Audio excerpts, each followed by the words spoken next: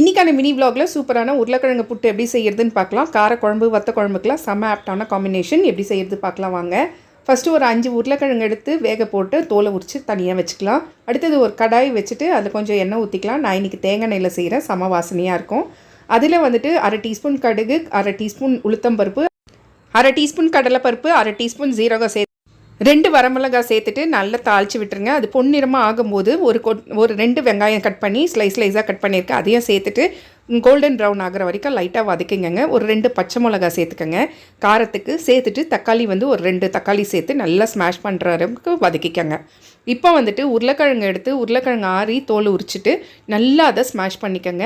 ஒன்று போல் எல்லாமே நல்லா ஸ்மாஷ் ஆகிருக்கணும். அதையும் சேர்த்துட்டு நல்லா வதக்கி விட்டுட்டு கூடவே கொஞ்சமாக உப்பு, ஒரு 1/4 டீஸ்பூன் மஞ்சத்தூள் சேர்த்துட்டு இதை எல்லாத்தையும் சேர்த்து நல்லா ஒரு 5 நிமிஷத்துக்கு பெரட்டி விட்டுட்டே இருங்க. தண்ணி எதுவும் ஊற்ற வேண்டாம். கடைசியாக கொத்தமல்லி போட்டு இறக்கிடுங்க.